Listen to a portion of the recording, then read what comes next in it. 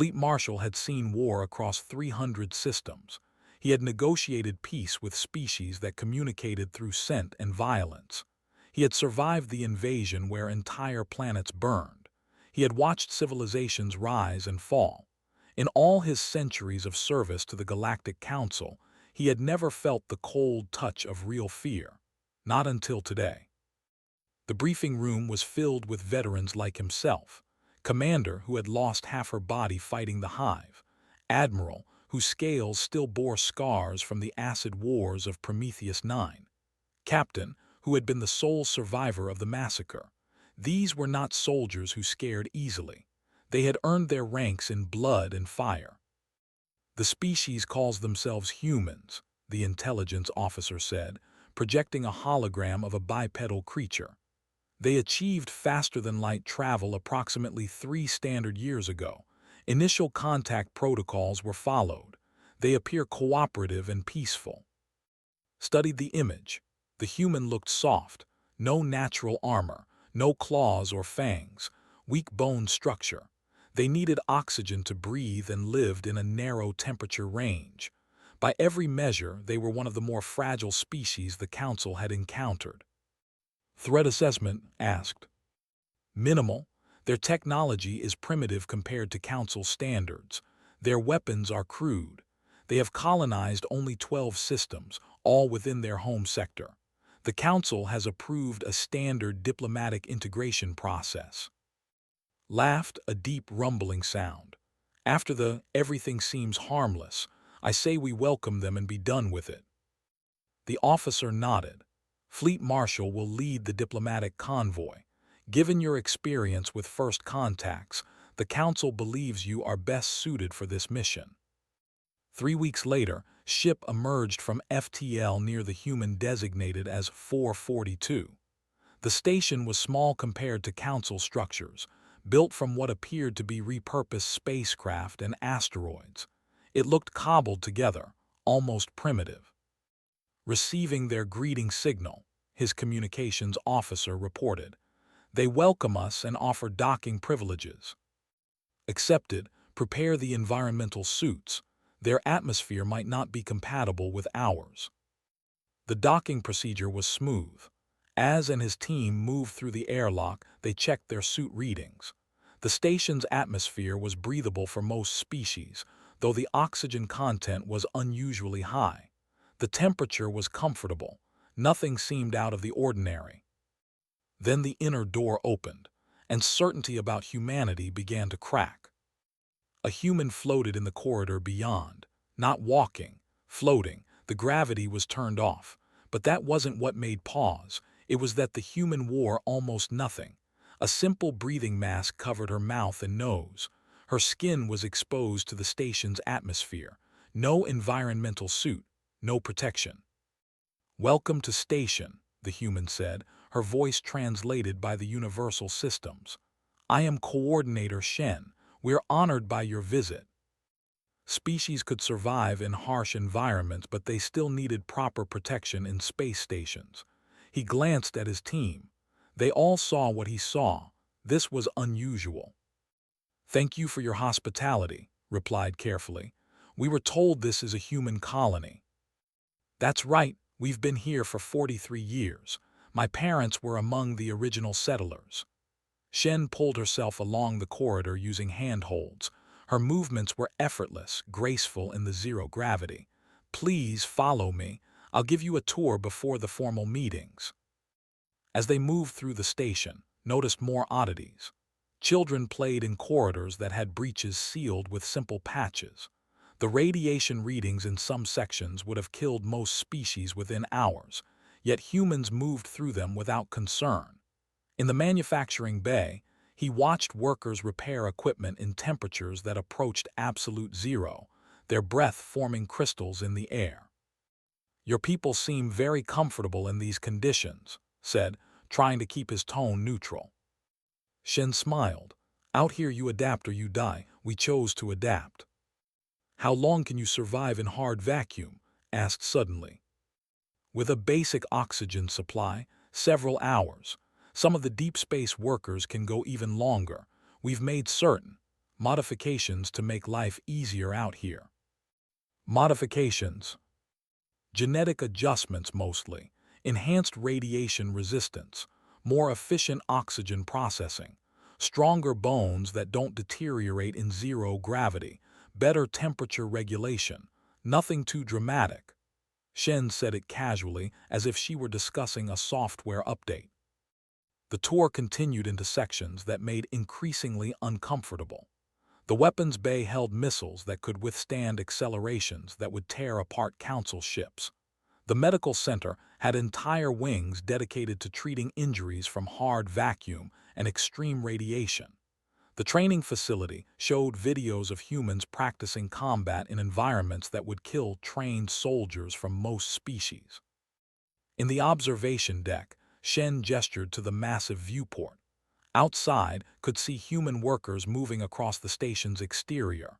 They wore minimal suits, little more than oxygen supplies and communication gear. One worker's suit had a visible tear. The human simply pressed a patch over it and continued working. "How is that possible?" demanded. "That suit breach should have killed him." "Pressure differential isn't as fatal for us as it might be for other species," Shen explained. "The human body is surprisingly resilient. We've just encouraged that resilience." "Show me your ships," said quietly. Shen's expression shifted slightly. "Are you sure? They're not like Council vessels." "I insist." The hangar was enormous, carved from an asteroid and open to space. No atmospheric shields. The ships floating inside were unlike anything he'd seen. They were sleek and brutal, with no apparent concessions to crew comfort. Through the transparent sections, he could see the interiors. No gravity plating, no inertial dampeners, no environmental systems beyond basic oxygen generation. "Your ships have no safety features," said, her voice tight. "They have exactly the safety features we need," Shen corrected. "We don't need gravity. We don't need temperature control. We don't need radiation shielding beyond what our bodies already provide. This makes our ships lighter, faster, and cheaper to build." "Demonstrate them," ordered. Shen hesitated, then nodded. "All right, but I should warn you our acceleration rates might seem aggressive." They watched from the observation deck as a human pilot entered one of the smaller craft. There was no careful preparation, no extended pre-flight checklist. The pilot simply strapped in and launched. The ship accelerated at a rate that made the deck's instruments scream warnings. 10 gravities, 15, 20. The pilot twisted the ship through maneuvers that would have pulped any Council pilot. "Impossible," whispered. "No organic being can survive those forces." "We can," Shen said simply. "We're born in zero gravity. We grow up learning to handle acceleration. Our bones are denser. Our cardiovascular systems are more robust. We're not as fragile as Earth-born humans." Earth-born seized on the phrase. "You're not from Earth." "My great-grandparents were. They left Earth on generation ships 3 centuries ago, before humanity had FTL. They were supposed to colonize distant worlds, but somewhere along the journey they realized something. Why settle on planets when space itself could be home? So you just stayed in space." "We did more than that. We made space our home. We adapted to it. We changed ourselves to thrive in it. Earth-born humans need planets. They need gravity and atmosphere and all the comforts of a biosphere. We don't. We're something different now." Watched the ship outside perform another impossible maneuver. "How many of you are there?" "Starborn humans. We don't exactly take census data, but estimates range from several billion to tens of billions. We're spread across hundreds of mobile habitats throughout this region of space." The number hit like a physical blow. Billions. Not thousands or millions, but billions of humans who could survive in hard vacuum, who could withstand accelerations that would kill anyone else, who needed almost nothing to survive except oxygen and time. "And your military capabilities?" he asked, though he dreaded the answer. Shen's expression became unreadable. "We don't really have a military in the traditional sense.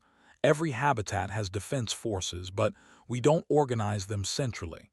We don't need to. Any conflict in space favors us naturally. Show me. Marshall, I don't think that's. Show me. Shen led them to a simulation chamber. She programmed a scenario showing a hypothetical conflict between starborn habitats and a council fleet, watched as the simulation played out. The council ships, with all their superior technology, were hampered by their need to protect fragile crews. They couldn't accelerate quickly. They couldn't operate in extreme environments. They needed supply lines and support infrastructure. The Starborn had none of these limitations. They struck from unexpected angles.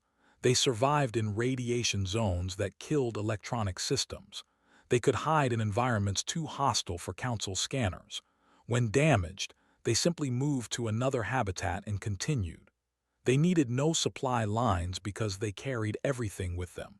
They needed no safe zones because the void itself was their home. The simulation ended with the Council fleet retreating or destroyed in every scenario. This is a simulation, protested. Theory, not reality. Run it again with different parameters, said quietly. They ran 20 simulations. The Council lost 18. The two they won required such overwhelming numerical superiority that they would never be practical. As they prepared to leave the station, Shen stopped at the airlock. Marshall, I see the fear in your eyes. I understand it. We're different from what your council expected. But please understand, we don't want conflict. We left Earth to escape the wars over territory and resources. Out here, there's room for everyone. The universe is infinite. Looked at her, this woman who could survive in vacuum, who had never known the comfort of a planet's embrace, who represented a species that had transformed itself into something purpose-built for the harshest environment imaginable. I hope you're right, he said. Back on his ship, sat in his quarters and stared at the report he had to send to the council. How could he explain what he had seen? How could he make them understand? He began typing. Initial assessment complete. Previous threat evaluation was catastrophically incorrect. Humanity is not a single species, but multiple related populations with vastly different capabilities. The starborn population represents a potential threat level beyond current Council response capabilities. He paused, then added one final line. Recommendation: immediate defensive posturing. These are not humans as we understand biological limitations. They are something far worse. They are apex predators born for the void itself. He encrypted the message with the highest security protocols and sent it. Then Fleet Marshal, veteran of 3 centuries of warfare, allowed himself a moment of honest fear. He had just met humanity's future, and it terrified him. The encrypted message reached the Galactic Council headquarters on Nexus Prime 3 days later. It bounced through security protocols, flagged for high priority, and landed on the desk of Council Speaker Meridian. She read it twice, then called an emergency session. The Fleet Marshal has lost his mind, Council member declared after hearing's report. He's asking us to mobilize defensive fleets against a species that has been nothing but cooperative. Doesn't scare easily, Meridian countered. In 300 years, he has never once called for military mobilization against a new species. Then he's finally succumbed to age, another council member suggested. Perhaps it's time he retired. The debate raged for hours. Some members took warning seriously. Others dismissed it as paranoia. The compromise was to send observers and gather more data before making any military decisions. The motion passed by a narrow margin. Received the council's response with frustration. They didn't understand. They hadn't seen what he had seen. But he was a soldier and he followed orders. He continued his diplomatic mission, visiting more human colonies and gathering information. Each visit made him more certain. The Starborn weren't just different from Earth-born humans. They were evolving, adapting, changing themselves with each generation. One habitat specialized in deep space exploration. their members able to enter hibernation states that required almost no resources. Another focused on mining operations near neutron stars, their workers modified to survive gravity fields that would flatten any other species. The most disturbing was a military-focused habitat called Sparta Station. Its visit there was brief. The inhabitants were warriors who had enhanced themselves specifically for combat in space. They could survive for days without oxygen. Their bones were nearly unbreakable. Their reaction times were superhuman. They trained constantly in simulated battles that would kill normal soldiers within minutes. "Why?" had asked their commander, a woman named whose eyes had been replaced with cybernetic implants that could see across multiple spectrums. "Because we know what's out there," replied. "Earth's history taught us that eventually someone always wants what you have. We chose to be ready." "You're preparing for war." "We're preparing to survive. There's a difference." Meanwhile, on Earth itself, a different situation was developing. Earth had finally completed construction of their first true FTL diplomatic vessel and was preparing to send an official delegation to meet the Galactic Council. This delegation represented the Earth government, the United Nations, the planet that had given birth to humanity. The contrast couldn't have been greater. The delegation consisted of politicians, diplomats, scientists, and cultural representatives. They were all baseline humans who needed environmental suits, gravity, and careful monitoring of their health. They were excited, nervous, and completely unaware of the fear that had stirred up among certain council members. Ambassador was chosen to lead the delegation. She was a career diplomat, skilled in negotiation and cultural sensitivity. She had spent months preparing for this moment, learning about council species and protocols. She believed she was about to forge a new era of cooperation between humanity and the galaxy. Her ship, the Harmony, arrived at Nexus Prime to a reception that seemed warm but felt oddly tense. The council members were polite, even welcoming, but there was something in their body language that couldn't quite place. Caution, perhaps, or fear. The formal presentation went smoothly. Outlined humanity's hopes for friendship and trade. She shared Earth's cultural achievements, scientific discoveries, and philosophical traditions. She emphasized humanity's peaceful intentions and desire to learn from older, wiser civilizations. The council members nodded and smiled, but noticed how their eyes kept drifting to the guards at the doors, how their questions focused not on Earth's culture, but on humanity's military capabilities and population distribution. That evening, there was a formal dinner. Found herself seated next to Fleet Marshal. The old warrior had a reputation for being direct, so decided to match that directness. "Marshal, I sense tension in the council that I don't understand. Has something happened?" Studied her for a long moment. "Tell me about the generation ships." Blinked at the subject change. "The generation ships, that's ancient history. They launched over 3 centuries ago, before we had FTL.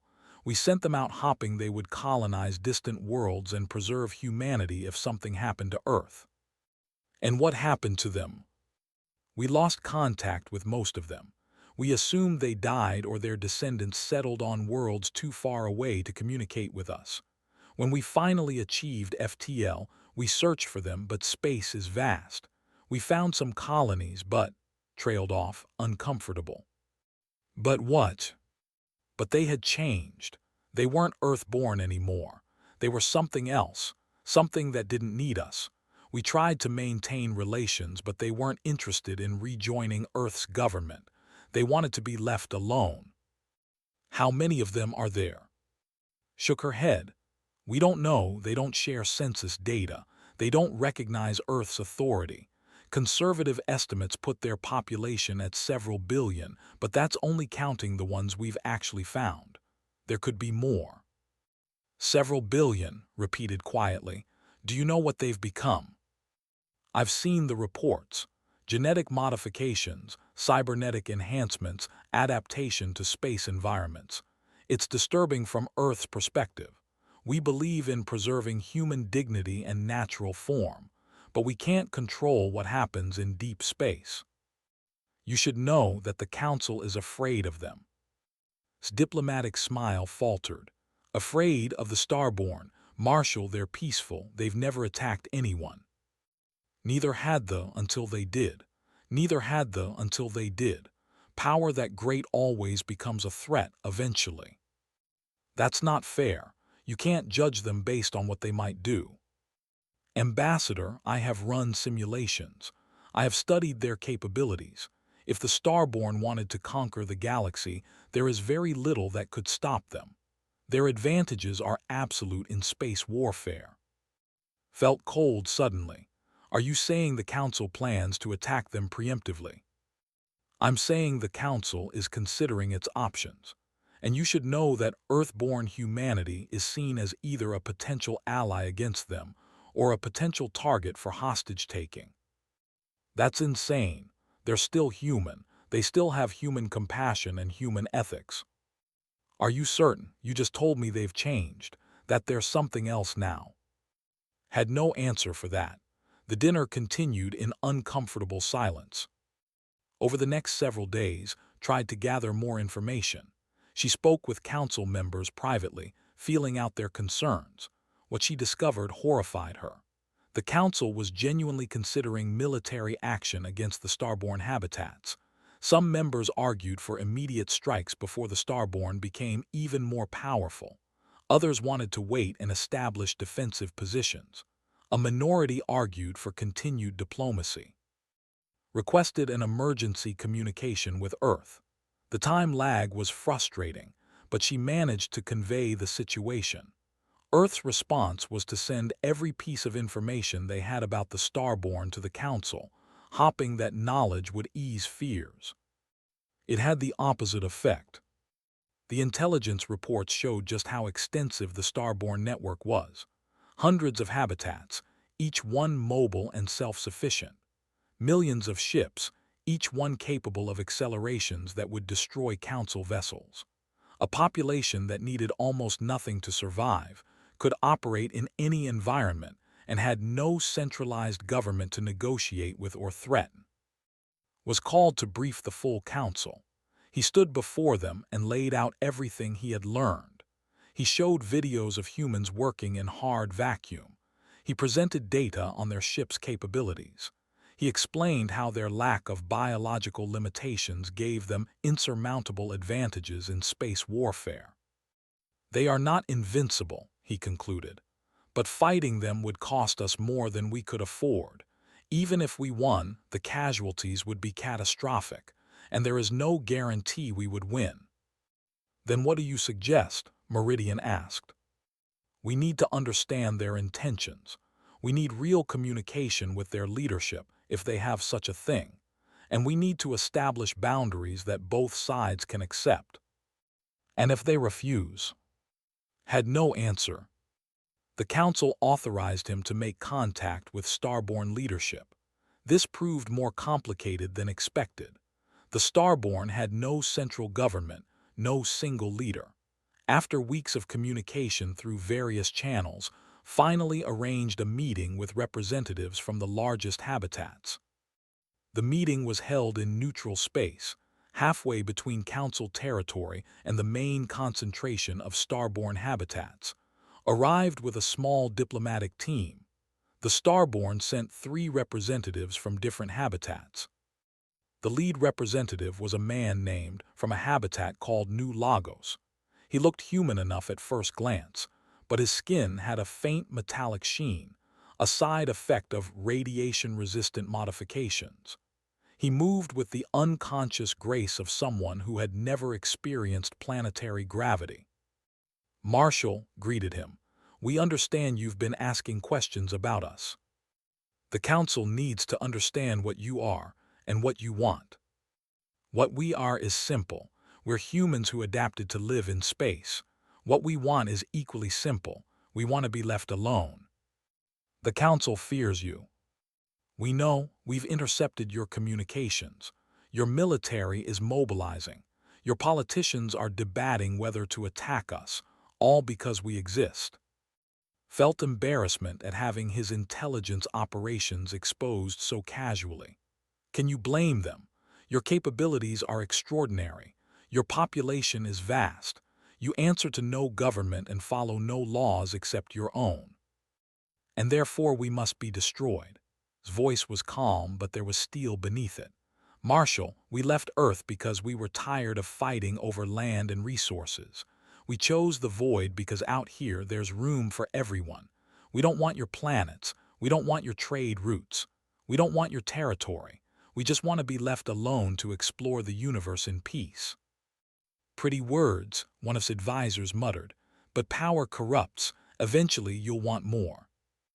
The second Starborn representative, a woman named from Mir Station, spoke up. You judge us by your own history. You assume we'll follow the same patterns of conquest and expansion that drove your species to the stars. But we're different. We're not competing for limited resources. Space is infinite. Why would we fight you for what you have when we can simply go find our own? Because you can, said bluntly. Because you're stronger and faster and more resilient, and eventually that power will be used. We've had this power for generations, the third representative, a young man named Park, pointed out. We've encountered dozens of council species in our travels. We've never attacked anyone. We've defended ourselves when necessary, but we've never been the aggressors. What more proof do you need? The meeting continued for hours, presented the council's concerns. The Starborn representatives answered each one. They offered transparency, proposed boundaries, suggested communication protocols. They were reasonable and patient, but kept coming back to the same problem. The Starborn were too powerful. Their very existence was a threat. Even if they had no aggressive intentions now, circumstances could change. A charismatic leader could unite them. A resource shortage could make them desperate. The galaxy could shift in ways that made conflict inevitable. What would satisfy the Council? Finally asked. What could we do to prove we're not a threat? I don't know, admitted. That's the problem. There may be no proof sufficient to overcome fear. The meeting ended without resolution. Returned to Nexus Prime with recordings and proposals from the Starborn. He presented them to the Council. The debate raged for weeks. During this time, Ambassador worked tirelessly to prevent war. She reached out to every council member, using every diplomatic skill she possessed. She argued that attacking the Starborn would be morally wrong and strategically foolish. She pointed out that Earth-born humanity would never forgive the Council if their distant cousins were slaughtered. But she could feel the momentum building toward conflict.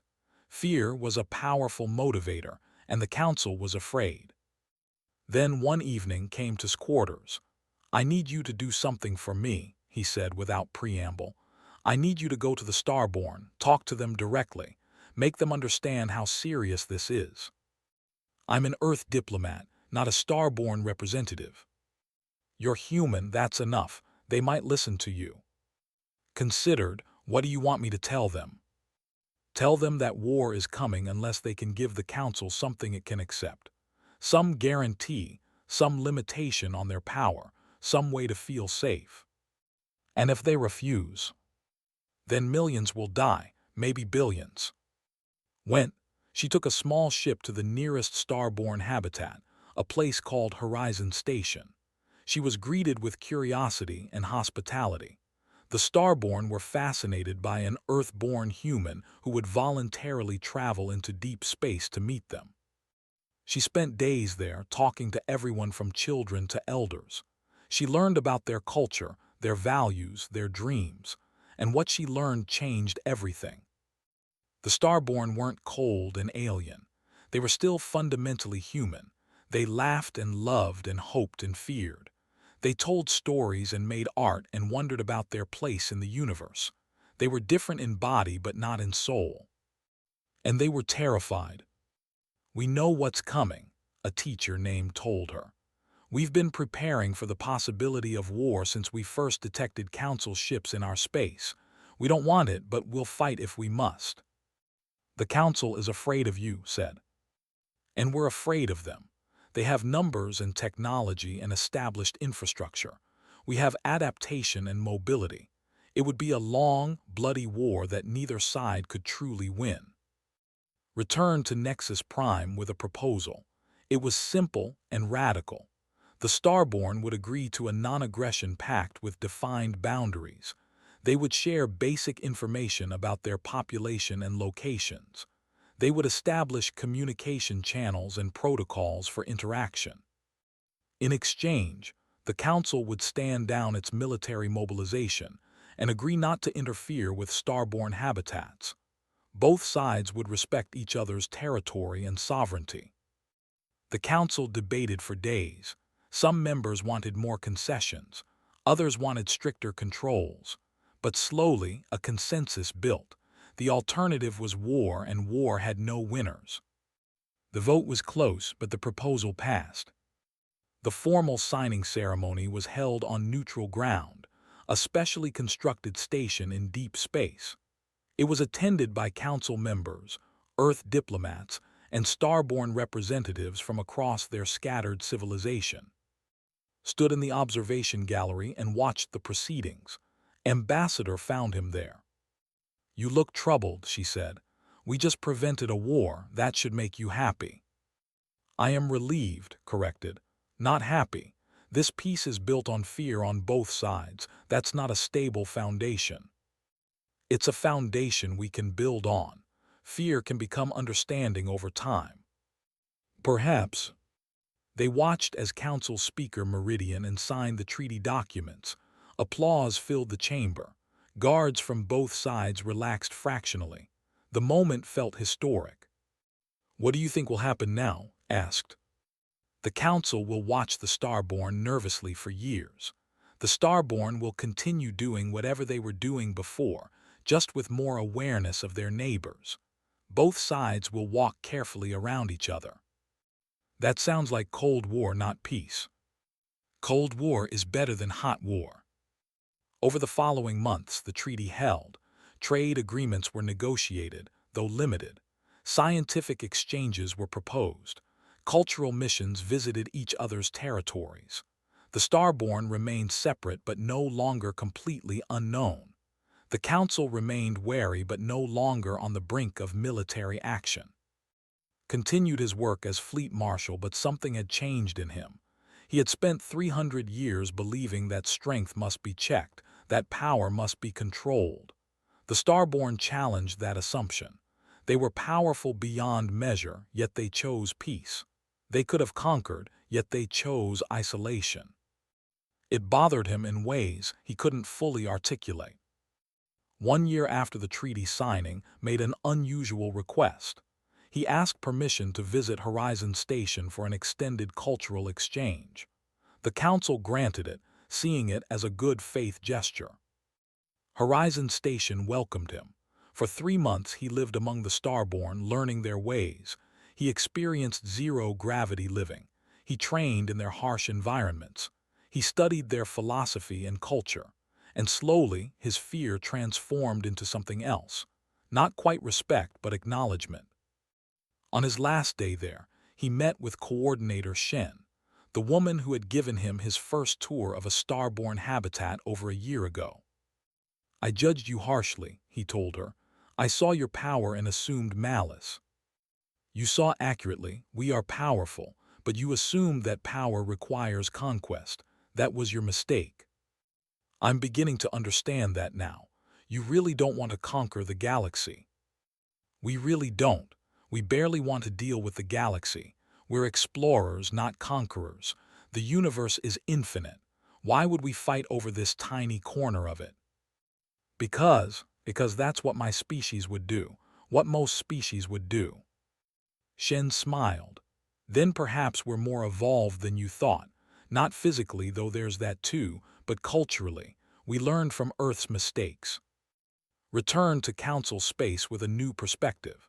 He began advocating for deeper engagement with the Starborn, for cultural exchanges and scientific cooperation. Many Council members thought he had been compromised, brainwashed by his time among them. But he persisted. 3 years after the treaty, An unexpected crisis provided a test of the new relationship. Long-range sensors detected an extragalactic fleet entering Council space. The signatures were unlike anything in the database. First contact protocols were initiated, but the newcomers responded with violence. They destroyed the diplomatic vessel and began advancing toward populated systems. The Council mobilized its fleets.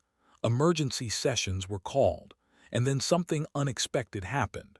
Starborn ships began appearing at the edges of the battle zone, hundreds of them converging from across their scattered habitats. Sent a message to the Council.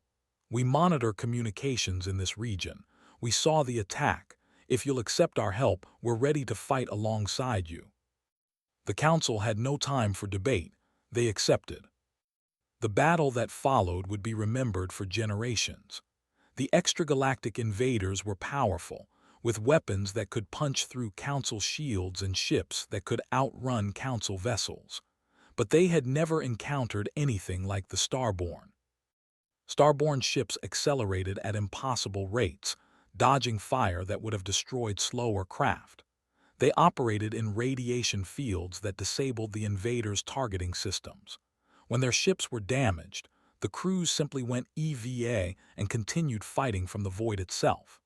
They boarded enemy vessels without environmental suits, moving through hard vacuum as easily as walking through air. The battle lasted 18 hours. When it ended, the invaders were either destroyed or fleeing back toward extragalactic space. The Council fleet had taken heavy casualties. The Starborn had lost ships too, but their mobile habitats had already begun recovery operations. In the aftermath, Council Speaker Meridian sent a message to every Starborn habitat. You saved us. You owed us nothing, yet you came. We owe you a debt we cannot repay. His response was simple. We don't want payment. We did what was right, that's all. Was in the command center when the message came through. A young Council officer who had fought in the battle approached him. Marshal, I don't understand. Why did they help us? After everything we put them through, after we almost went to war with them, why would they risk themselves to save us? Thought about his time on Horizon Station.